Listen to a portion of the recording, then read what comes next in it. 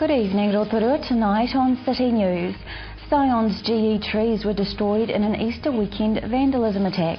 Regional Councillor holds RENA presentation for local hapu, and we find out your opinions about youth behaviour at the Te Ngai shopping centre. Those stories and more coming up next on City News.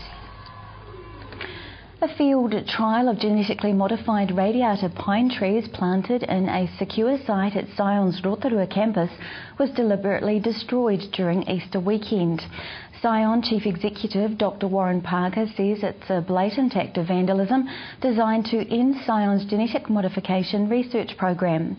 Dr Parker says the field trial was approved under one of the strictest regulatory regimes in the world. Despite this, he says research opponents were determined to stop us and used criminal means to do so.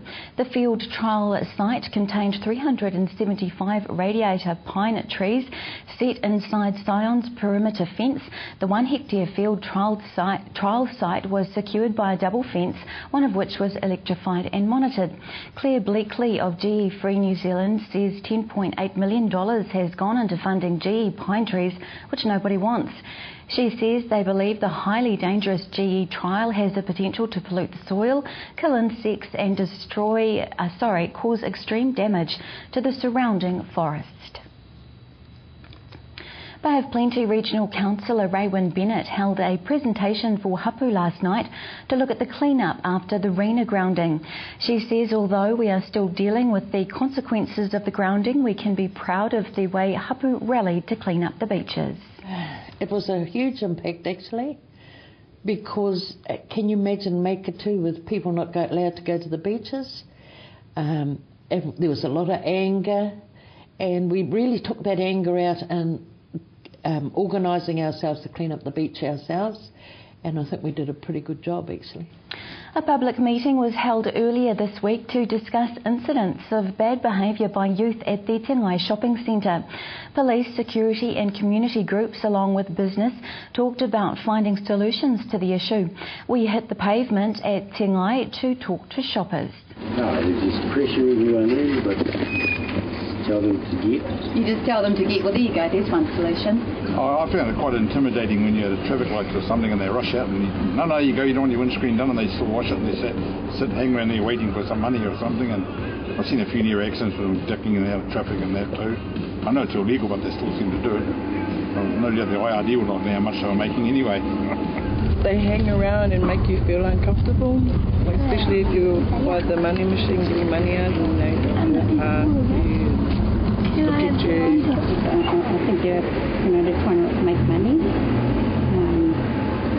and it is a bit of a hassle. I mean, we get annoyed when they come to our car, but we just give them the money while they're washing the windows.